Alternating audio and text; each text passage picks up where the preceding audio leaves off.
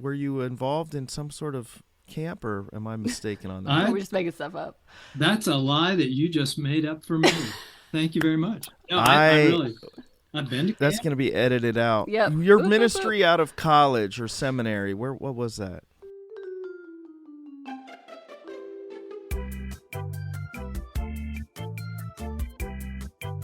Well, hello, listener, and welcome to another very exciting episode of Church Chat.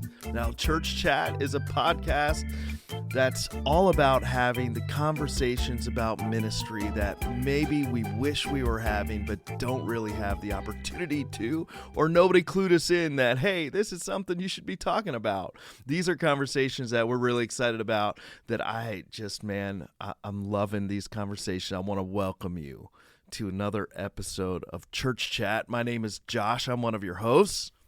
And I'm Emily, and today's guest is a barbecue lover, a tax guru, and the organizational brains behind EFCA East, John Nesbitt. Welcome to the show. Thanks. It's great to be here. I feel like we could include just guru. Yes, I feel like of John all is things. just the guru. Or maybe the wise one. He's the wise owl of our staff. We'll let the listeners figure out what they think of me when we're all done. To me, you are a wise sage and a guru guide. And Yes. I just love you. I'm so glad that you're on this podcast with us. And I'm excited about this conversation. Agreed. And as always, we're going to kick off the intro to our guests with a little game of two truths and a lie. So, John, take it What's away. the before John takes us? What's the record? Like I Our feel like- success? yeah. Am I losing and you're winning? Yes. Man, John, don't let me down. I'm a little concerned. I'm a little concerned that the listeners will think differently of me after I share these things, but we'll see what happens. All right. Okay. So my first statement is this. I was disciplined in elementary school for getting into a fight with a girl.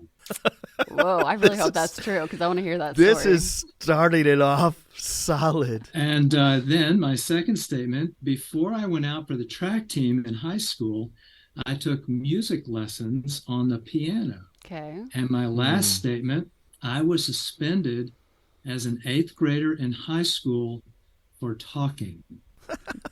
These are good, and I should have Two done of more these Instagram digging. My are goodness. downright criminal. I know, right? Oh man, so I don't know. Then I was I saved. know. I was saved after that. Yeah. Oh, That's where the yeah, transformation happened. Okay. That's a good clarification for all of our listeners. Ooh, man, I don't know, Emily. What do you think? I know he runs. or Okay, at I was least going to used ask you if run. you thought he was a track person. And I'm a shoe guy, and he's always wearing some runners, Some like cool he's kicks? he's not. But I don't know because sometimes people know that we know, and then Yeah, trickle just that throw in. us and under the bus. I'm Okay, not I'm sure just- about the piano. I think I'm Go just ahead. going to go with the lie is that he was suspended for talking. I'm not sure if I'm gonna agree with that one. Although I definitely think he could beat up a girl.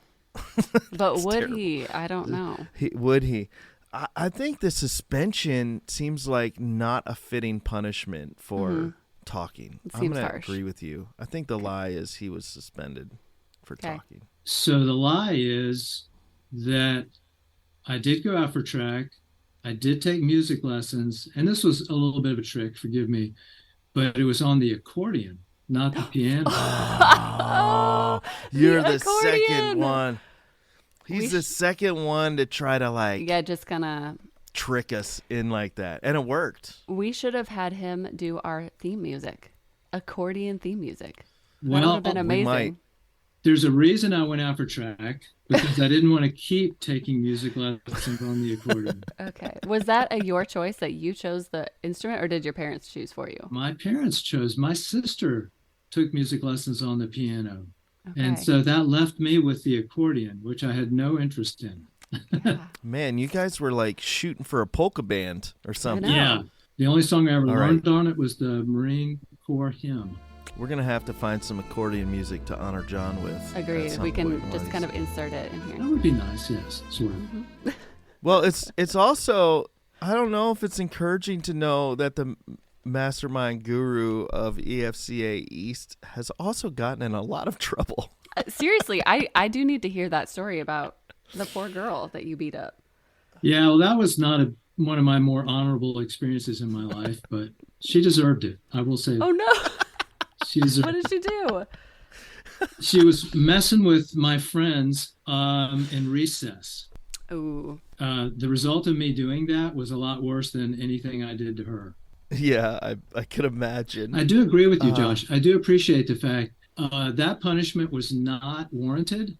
And the suspension. Yeah. I know. I tried to explain that to my parents, but maybe they knew your record and they were like, listen, this guy, Beats we up know he girls, gets so we know he gets really good grades, but it is a fun story. Has... If I'm ever back on Church Chat, I'll explain that story of the suspension, because there's some interesting, humorous things that go along with it. Well, man, I'm just so glad that you're here. And for our listeners, man, John is not just the wise sage organizational mind of EFCA East. You are one of the most generous and helpful people I've ever met. I've had the awesome opportunity of taking you out for some barbecue and picking your brain about all kinds of things. I know a lot of pastors have, and you're just so giving with your time. You really are one of the most humble men I know, and so you're not going to like the next part of this. You're also one of the wisest men I know, and anytime I get to hang out with you, it is just a joy. So I'm really excited that you're here, and I am also thrilled that now I have some dirt on you.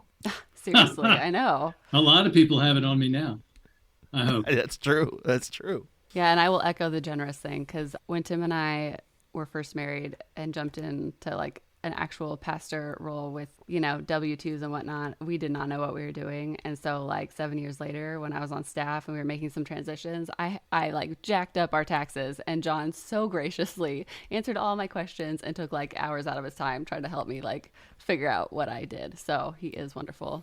Yeah, for those that don't know the history, John has served on our district for, I shouldn't have the details down, but a really long time, maybe since Noah sailed the ark. And he has also been the executive pastor of West Shore Free Church, just a very large, healthy, big organization church. Great ministry and work, man, has always come out of West Shore. So it's just a blessing to know that church and all the kingdom work that they do. And before that, various places, but you spent some time like directing the Camping World for a little bit. I didn't know that. Yeah. Did you start, were you involved in some sort of camp, or am I mistaken on that? We're just making stuff up. That's a lie that you just made up for me.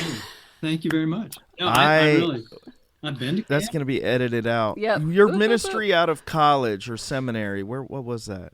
Oh, it was a Christian school. I was the administrator of a Christian school. Yeah. Yeah, Okay. so administrator of a... It was part that of was church. Close. Yeah. I got to say that was kind of close. Maybe that'll be our cold Camp open. school. You lying about John. Or we could just cut it. No, leave it in.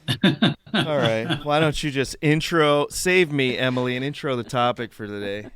Okay, we're super excited to talk to John kind of about all things systems and teams and personnel, because he has such a rich well of knowledge about those things. And like Josh mentioned, you have worked with some big teams and now are working with more of like a small team of us at EFCA East. So I'm just going to ask, in your vast experience, what's one thing you would say to a young leader like me and my husband who had no idea what we were doing, or just starting out in ministry? Well, can I ask for a little cheat? Can I give you two things? Oh, yeah, absolutely. Multiple. The Okay. sky's the limit. All right. I'm going to try to be brief. But by the way, I love these questions. These questions I thought were very good questions. They're questions that if they're not asked, they should be asked. Because if they're not asked, it's because people aren't aware of what they don't know. And the first thing I would say to a young leader is find a good mentor, find a good coach, a good confidant. And I would suggest obviously the value of that is you're going to run into stuff you don't know. And if there's a go-to person in your life that you can just have a conversation with, that's a safe person, that's an amazing resource that can, I think, also help spare you from making a lot of mistakes if you just have a conversation. You're obviously looking for somebody that's experienced, ideally somebody that's just farther along the path that you're going in. So they will have encountered similar issues, similar problems, preferably somebody outside your environment, if you will, because some of the challenges you're going to have are going to be with relationships that are inside. And you want to be able to talk to somebody who doesn't know that person, who can just give you perspective, and somebody who's available, somebody who's willing to give you the time when you need it, not just on the third Tuesday of a month. And that is probably the most important thing, that I think you want to have that backstop. Before you launch into the second or however many things, what do you do if you, like, what's the best way to find those people? That is an excellent question. And I would say, if you're part of an association like the Free Church, you just talk to people you know and respect and say, "Hi, I'm looking for this kind of a person who might be willing to invest in me. Do you have any suggestions or recommendations?" And just networking. I would also say, on the startup of that relationship, I don't know that I would necessarily start with, "Will you be my mentor for the next 3 years?" Yeah. Right. I think, especially if you don't know the person, just say, "I've got a question. Do you mind if we talk about that?" And so engage the person and have several conversations with that person to see if, this is the one. This is the one I want to have investing in me. And they're more likely to say yes if you if you click well, right? Yes, I like that, great because point. there's chemistry to it. You know, that's an important piece of it, is the chemistry with somebody that you can grow to trust and love. Exactly. So the second thing is to start well. You know, we talk about finishing well. We don't talk as often about starting well.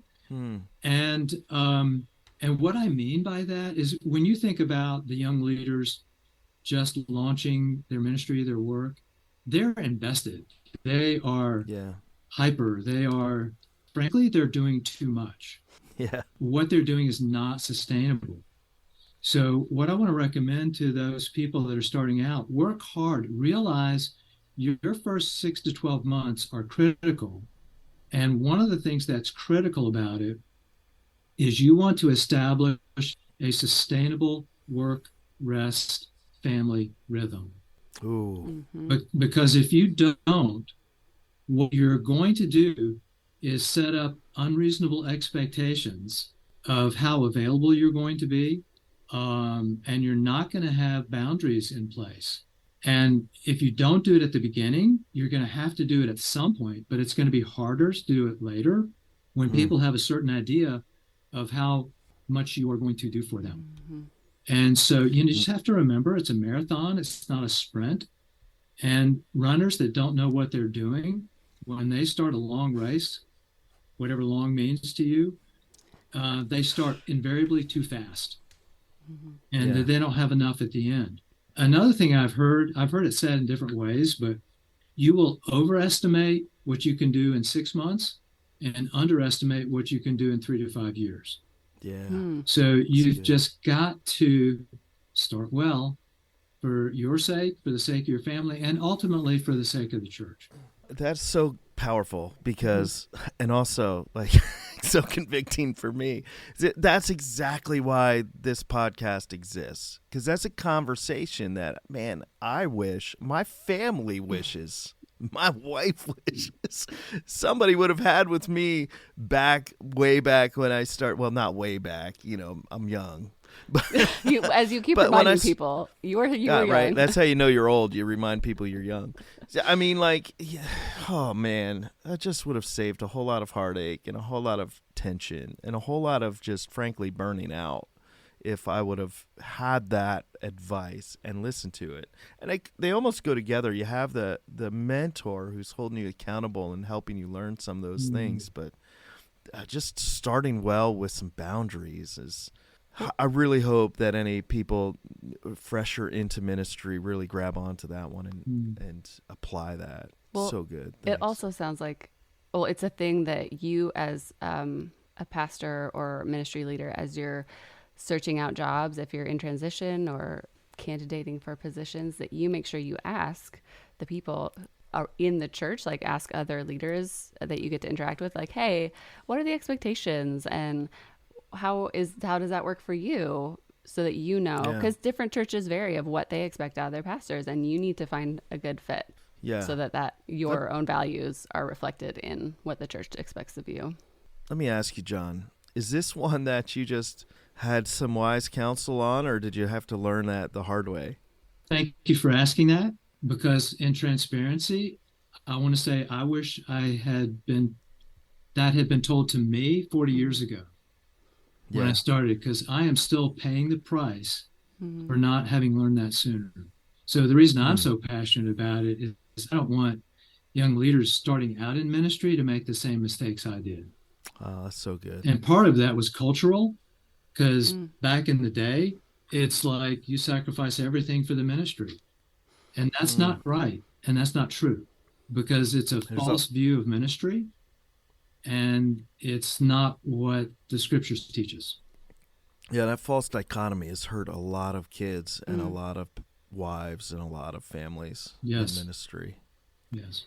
So what are some of the guardrails you've put in place now, kind of later on in your ministry life, to help make that happen, or to maybe, I don't know if you really can rewind some of the damage that's been done, but just to make sure it doesn't happen in the future?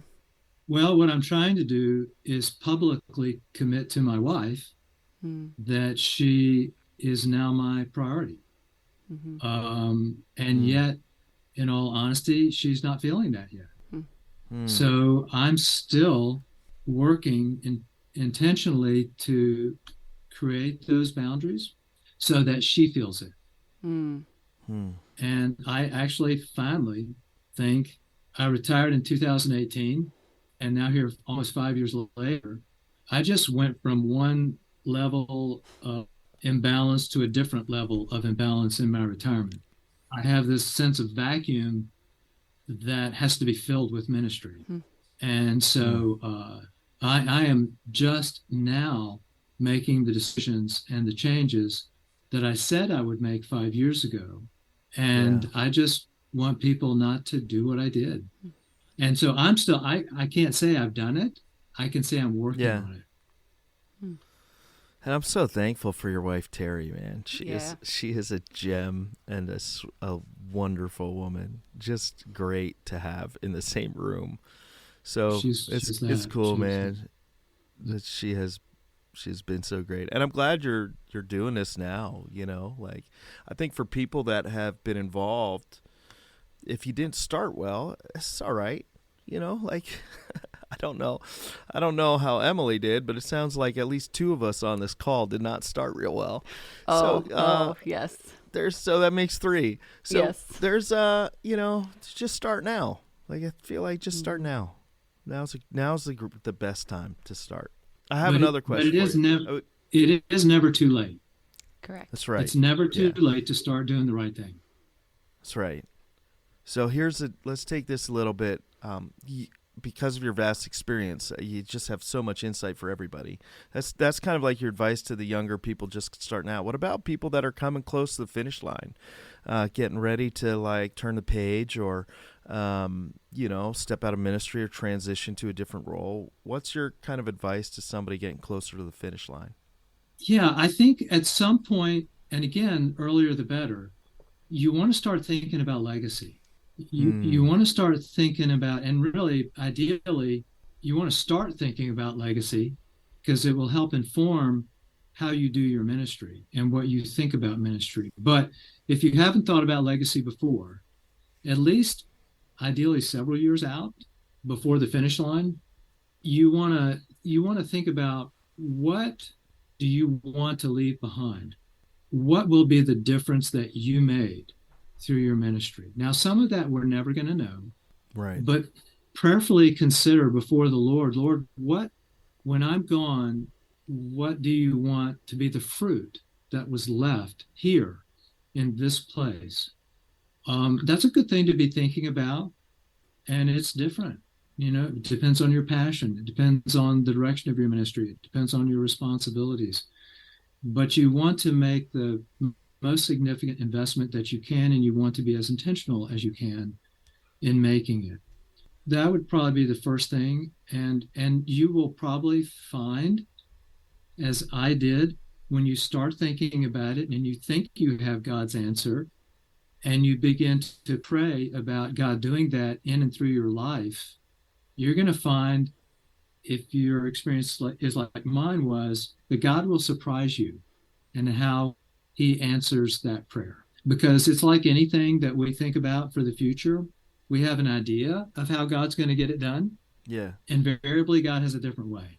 But I believe he will honor the prayer of the person who wants to leave behind something of value for the sake of the body that they serve. Can I ask a personal question? Yes, please. What is that for you? Like what legacy have you thought about leaving? Well, the one that I think God put on my heart was I wanted to be intentional about turning my leadership over to the next generation. I wanted to impact the next generation in a way that they would be able to take over from my generation. And I didn't know what that was going to look like. Yeah. But God answered it in some amazing ways that I participated in, but had very little to do with starting. I mean, the smallest contribution to that was something I started. The larger contributions were something I was tangential to, but God allowed me, I think because of my prayer, allowed me to have an integral part in participating in the answer. So to give you an example, I started meeting with 3 guys that I thought could succeed me in my executive pastor role at the church. And one of them did. So praise God cool. for that. That's awesome. I love that. That's so cool. The other thing was we agreed that we needed to do more with leadership development. So I was part of a team of people that created something called the Leadership Development Track, which is annual cohorts of 10 men and 10 women to develop their leadership and spiritual maturity.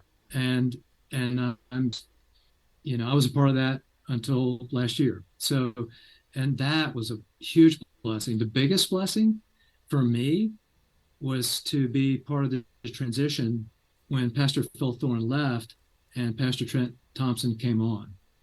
And so I got to be there when Phil left, in the interim, and then as Trent came on, and I was able to serve with Trent for several years. That were the first years of his ministry as a senior pastor, lead pastor. And that was such a gift to me. It's not like he needed a lot of help. So the blessing was mine, right? And I just got to, it was just such a blessing to see him flourish and grow quickly in that responsibility. Again, not because of me, but I just had a front row seat to what God was doing.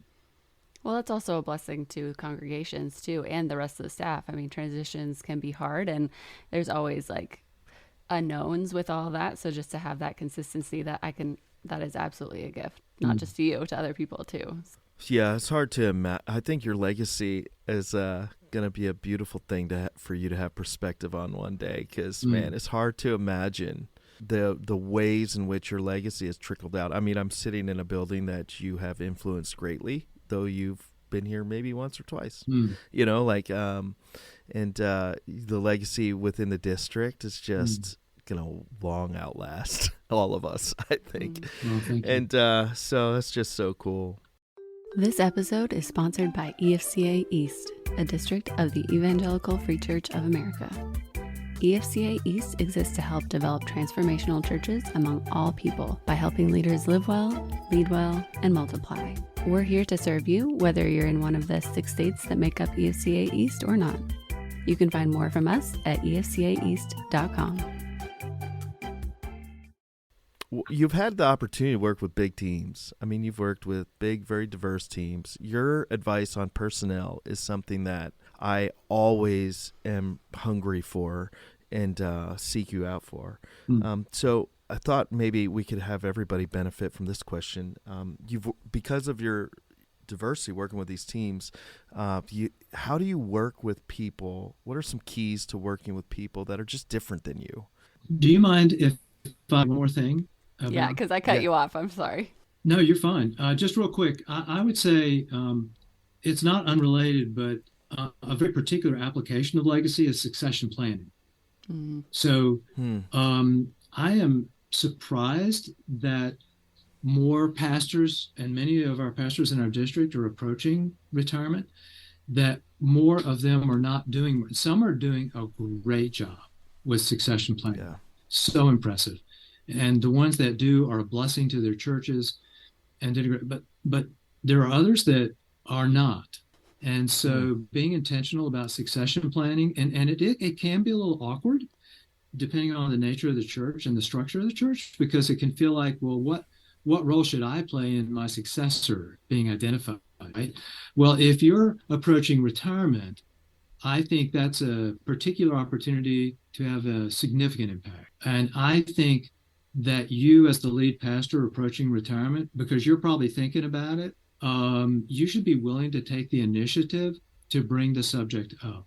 I think some pastors are a little afraid to, because they're afraid if I bring this up, I might get pushed out before I'm ready to go. Right. I would say don't worry about that, because if you take the initiative and you bring the subject up, then you open the door to a conversation that everybody's thinking about, but maybe nobody's talking about.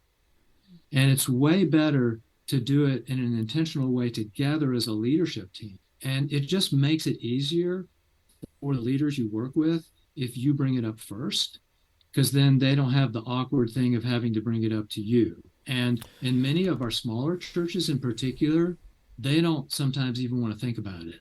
Yeah, right. Quite happy to not think about it as long as you're not talking about it.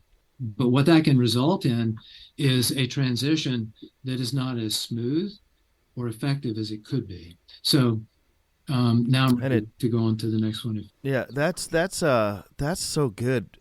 I feel like there's fear that gets in the way of a lot of succession planning. And I also think it's a limited understanding of the value of really good leaders.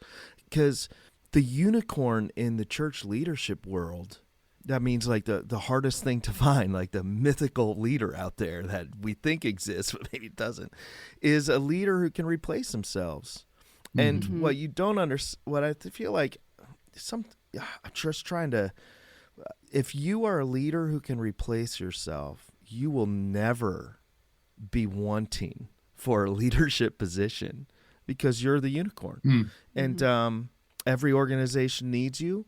I lived this. My dad, I'm a part of his succession plan. And if you ask people in the space between that and when he went to be with Jesus, they would say he was the most influential and probably the best leader that we had. And because of that, his legacy isn't just in me, it's in all of our staff, it's in our entire team. You can't get away from it. It's just everywhere. So I feel like an encouragement would be like, move past your fear and become the kind of leader we all want and hope for and aspire to be. And thanks for that. So let me ask this question too. You've worked with big and diverse teams. Yep. One of the things that is challenging for me as a leader, personally, and also as I see it within my team, is helping others learn to work well with people that are different than them in personality and giftedness and all those different things. What would be your advice to teams out there, people, about how to keys to working with people that are different than you? I would say you have to become a student of your team members, regardless of what role you play on the team, whether you're the leader of the team or not. But if you are the leader of the team, this is especially essential. You have to know how your people are different than you and different than each other. And some of the particular ways you want to know how you're different would include, you want to know how they're motivated. Because whether you realize it or not, people are motivated by different things. And you want to know how they're motivated, because if you want to be a good team leader, you want to create an environment in which they are motivated. You also want to know what the friction points are between personalities, because there Hmm. are ways that some personalities rub other personalities the wrong way. And by knowing those things, you can not be surprised by them, and you can actually learn to avoid them when that's possible. And so, to be practical, how do you learn these differences? Well, there are a lot of personality inventories that are out there. I Yeah. find the DISC profile, which is widely available, to be one of the more helpful ones and not that hard to understand. And there's different versions of that. Myers-Briggs is another one that adds nuance and perspective and been around a long time. Both of those have been around forever. StrengthsFinder Mm-hmm. is another Hmm. one. So there's a lot of ones to choose from and more being created all the time. But those are very helpful. The second thing I think to understand is how do we deal with the differences? How do we actually think about the differences? Because it's funny the ways we think about the differences.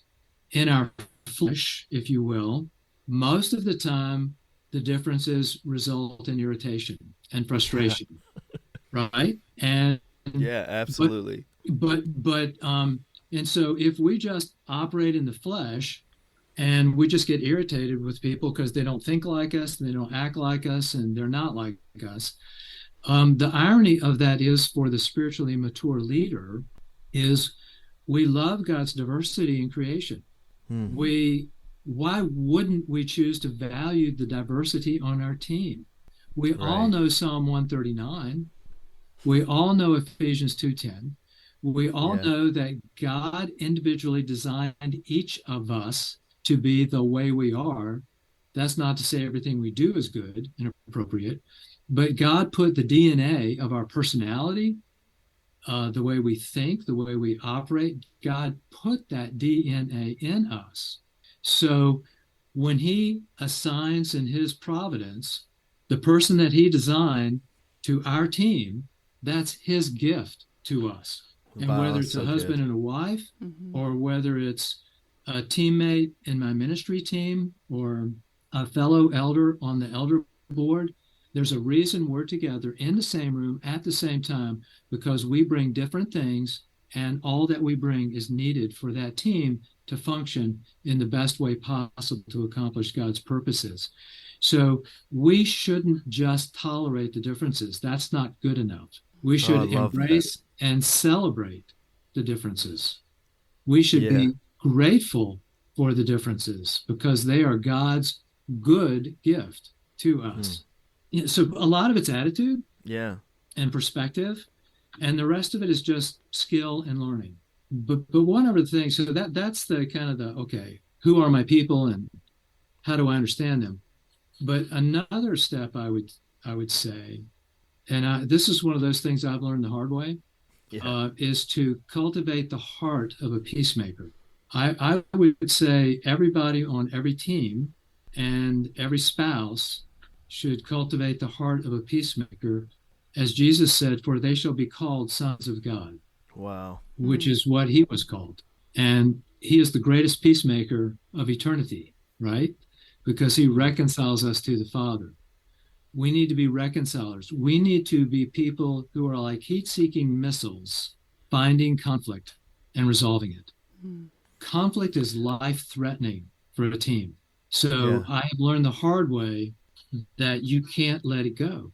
Unresolved conflict never goes away. It I goes, was I was thinking that, yeah, because you're like a heat-seeking missile seeking out conflict. I'm like a bunch of people in the church world probably just swallowed their gum, like because the normal standard, what we all want to do.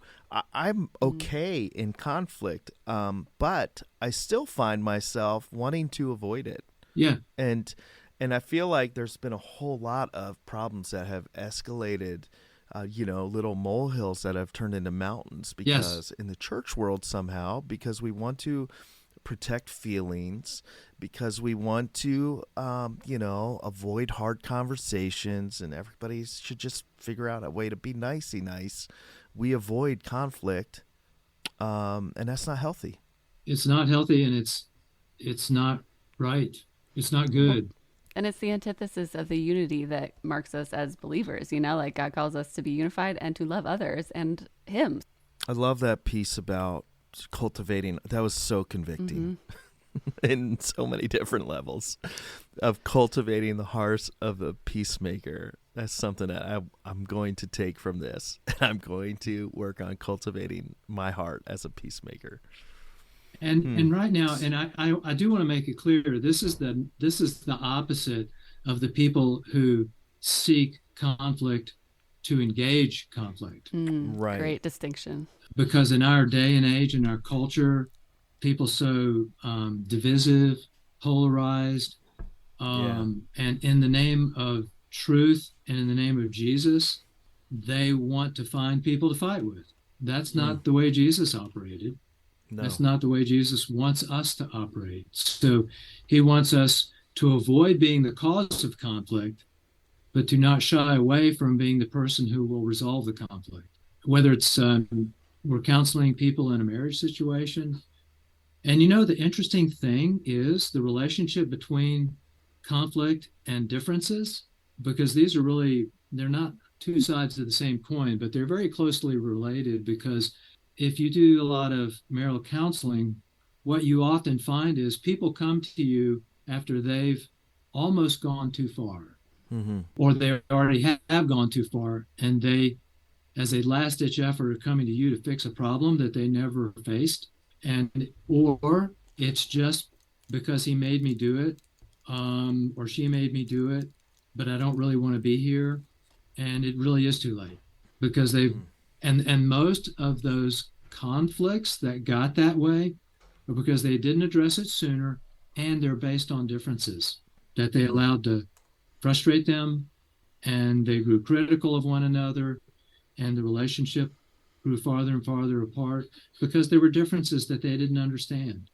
and couldn't navigate because they didn't stay engaged and work through it or seek help. But the one thing I don't think you want to look back on your life in ministry and say is there were conflicts I could have made a difference in, and I shrunk back for whatever reason. And I'll go so far as to say, and I have those. And one reason I have one of them, which was very instructive to me, because in my position as an executive pastor, I had staff people reporting to me, and I had conflicts that existed between those staff people. And so I tried to coach them to have the conversations with one another, because that's ideal, right? And I said to them, and if it doesn't work out or anything happens, come back to me and let me know, and we'll find out, we'll figure out another step. Well, what actually happened was they tried, it didn't work, and they didn't come back. And I didn't take the initiative to go to them and say, how did that go? Right. Because they didn't, because it was a awkward, difficult situation between teammates on a ministry team. And so the person who was offended, having tried to confront, failed in that and didn't want to have to experience the consequences of pursuing it for what it might say about them or be interpreted about them or whatever. And I felt like that was my leadership failure because I didn't go to them and help them in the way that they needed.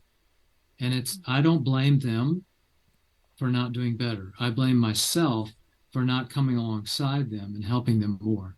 That's interesting because that's like a concept that really says if you're going to be an effective peacemaker, it requires initiative. You have to take initiative. And I mean, we all have those stories. I have tons of stories like that where I've messed those kind of things up. And by God's grace, we move forward and learn from those things. And but yeah, man, that's such a great point.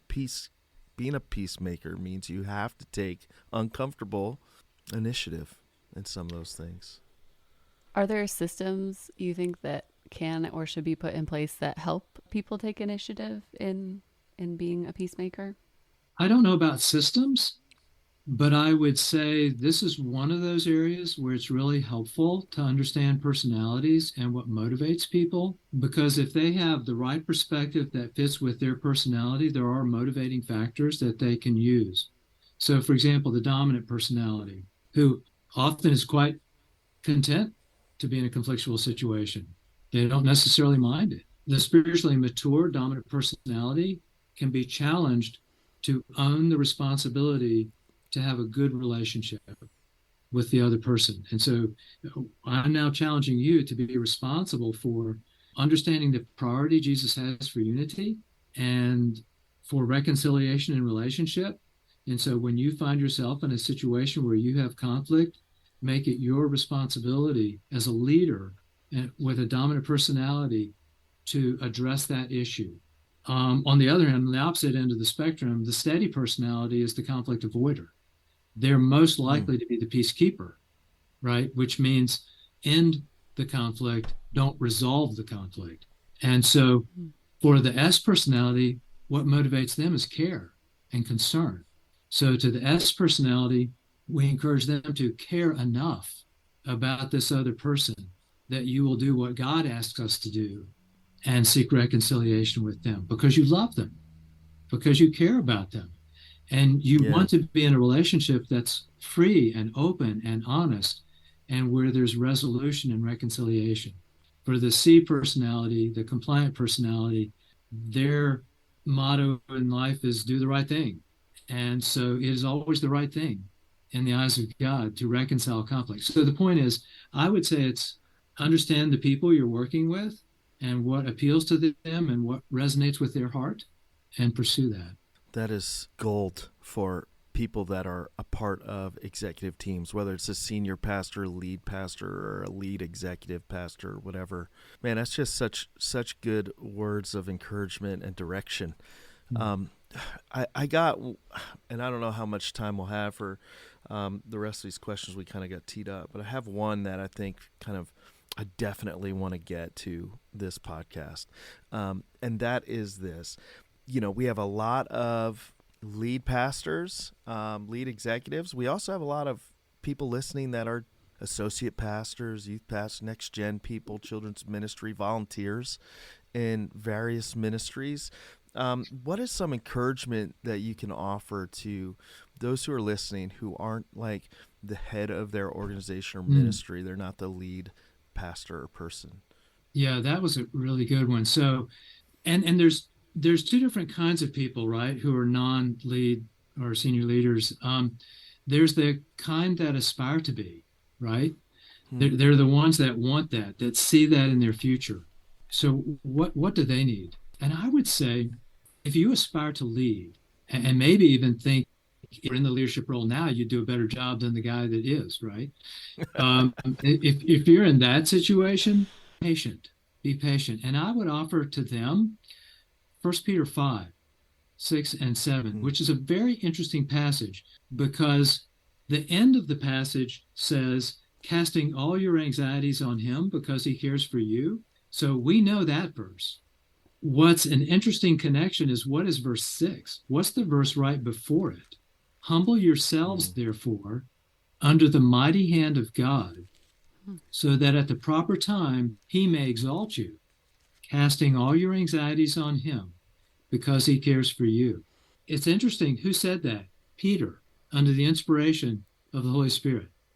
Yeah. A dynamic leader of the early church, an impulsive leader, right? A leader who wanted to be in charge. Too many times Jesus was in charge, as if he could do it better somehow. Anyway, I just love that passage. So be patient, wait on God to elevate you, and he will do it at the proper time. So, but then there are others who are non-lead, senior lead, they're non-lead, they're non-senior leaders.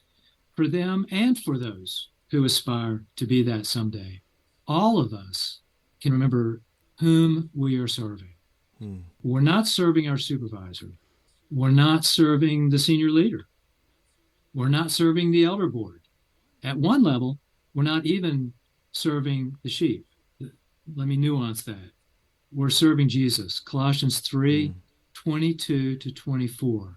And it's interesting in this context, 23 and 24, we're not as used to seeing the context is verse 22, which starts off bondservants, slaves, obey in everything those who are your earthly masters, not by way of eye service as people pleasers, but with sincerity of heart, fearing the Lord.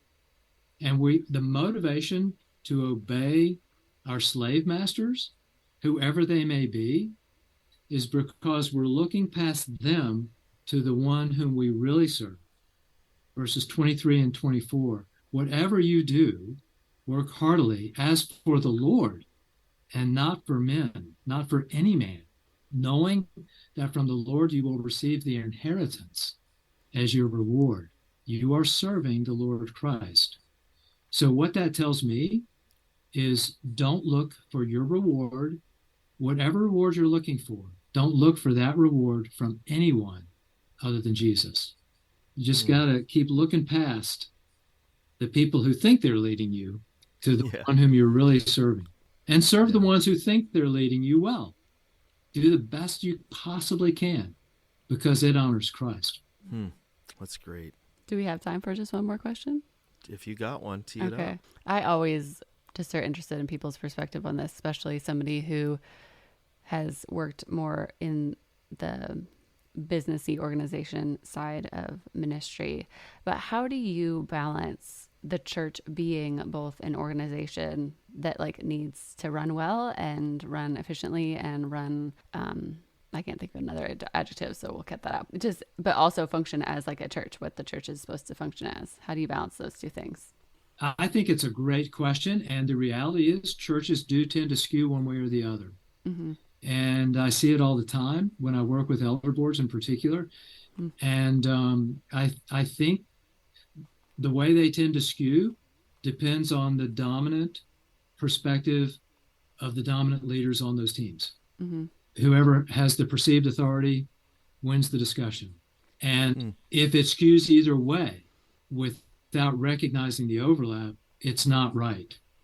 It does need to be balanced.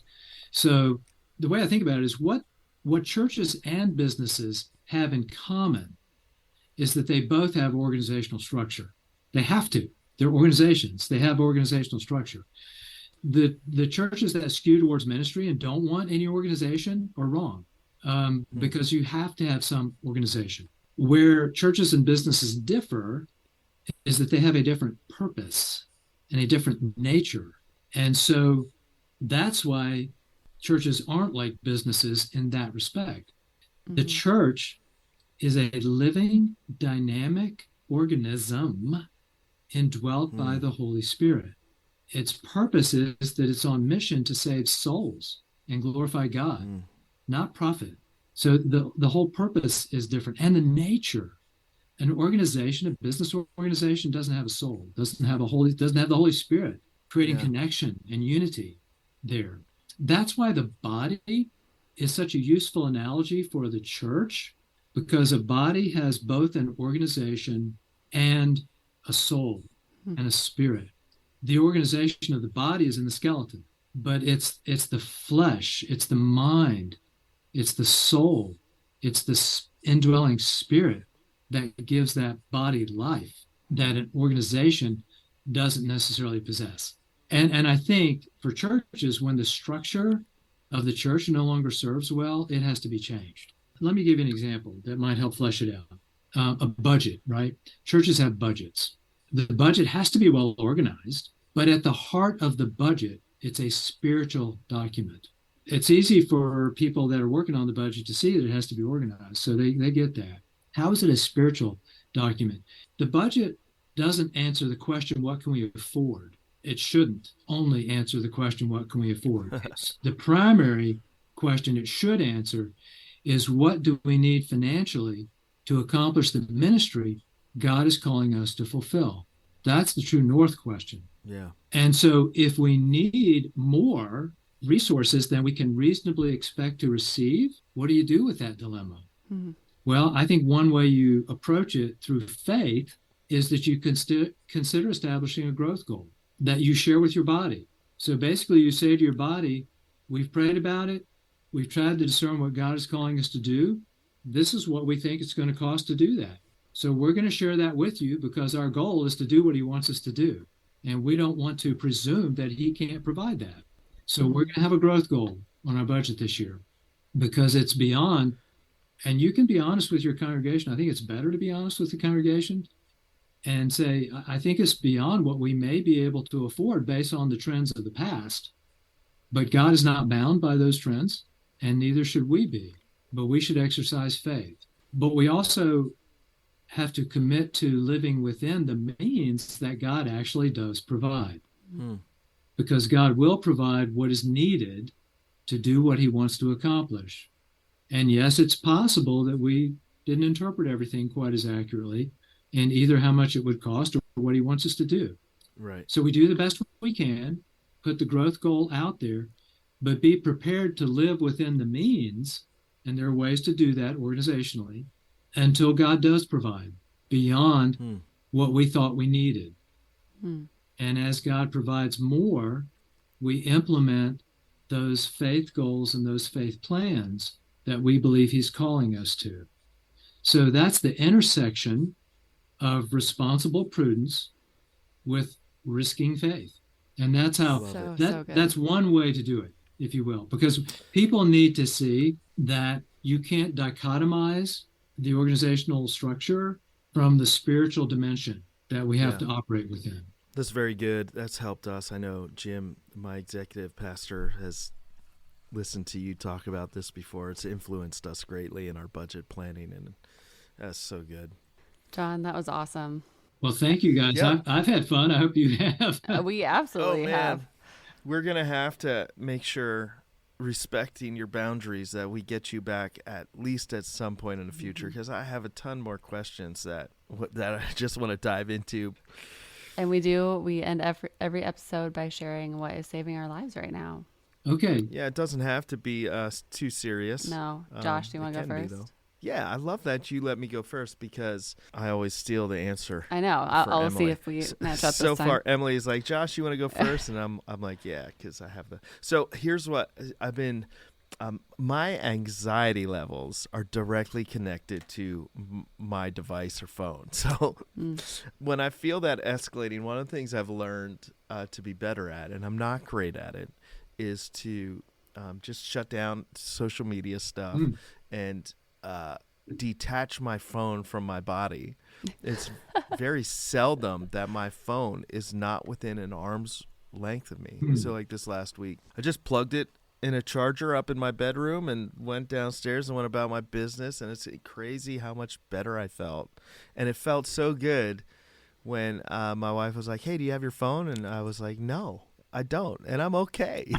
You are okay. So I'm trying to do that more, and it's really been helpful saving my life to just turn off all the notifications and all the noise and just be free of that device. I love that. Well, you didn't take mine this time, which is amazing, though I also subscribe to many of those principles. Mine is kind of a Bible, but I have really struggled in the past, probably like 3 or 4 years since we moved. That transition was kind of weird and difficult, and just to have a consistent like Bible time and just with young kids. So this year, both Tim and I are choosing to do a Bible in a year, and it's the Holman Chronological Bible. It just has, it's already broken up, like it already has the passages that you need to be reading every day, and it has a couple like questions to kind of guide your reading. But that consistency, and it fits into my personality. I'm a type A, 1 on the Enneagram, like to have things in a row. And so just to know exactly what I should be doing every day and to get it done, it just has been really good. I don't need to decide what I'm reading, which kind of stresses me out sometimes, but like it's been really good. And also that Tim's doing it with me has kept me accountable, and we've had good conversations because of it. So that is absolutely saving my life. Those are awesome. Great. I love both of them. I guess I'm having a fresh experience. This is the 2 things I wanted to be part of my life right now that haven't been as much as I wanted them to be, or they should be, was one, my relationship of prioritizing Terry. And the other one was my experience of the presence of God in my life. And I am sensing his presence in me now, in me and through me more consistently than I ever have. I think it's because I've gone back to a verse that's been my life verse, and he's just put me in more situations that I have to keep reciting this verse to myself over and over. Yeah. And it's Isaiah 41:10. Fear not, for I am with you. Be not dismayed, for I am your God. I will strengthen you. I will help you. I will uphold you with my righteous right hand. And he is proving very faithful to put me in situations where I have to depend on that and him, and to be there, to have my back. And it's just, that's given life to me. What a way to end it. That was perfect. Thank you so much, John, for being on the podcast. Looking forward to next time we get to chat and hang out and church chat. This was definitely one of those conversations that I wish I would have had a long time ago. And we don't have any fancy way to say goodbye. We just kind of like do this whole thing where we're just like, hey, bye. Bye. Thanks for listening. See you later. The Church Chat podcast is for educational purposes only. We dive deep into important and sometimes sensitive conversations and topics about life in ministry. Please know that the views and opinions expressed in this podcast are solely the views and the opinions of the guests and the hosts, and do not necessarily represent the organizations that we work for. Nor should our views or opinions be considered a full perspective of circumstances that may be mentioned in this podcast. Our perspectives are limited, and so will be this podcast. What we hope to do is have conversations and spark greater conversations that will lead leaders and their organizations towards greater health. The Church Chat podcast is edited by Emily Gardner and produced by Emily Gardner and Josh Ott. The Church Chat podcast is supported by EFCA East, an Eastern District of the Evangelical Free Church of America covering 6 states. EFCA East helps leaders live well, lead well, and multiply, helping churches find new vitality and multiply transformational churches on the East Coast. The EFCA is multiplying transformational churches among all people. For more information, visit efcaeast.com. We hope you enjoyed this podcast and can't wait to see you on the next Church Chat episode.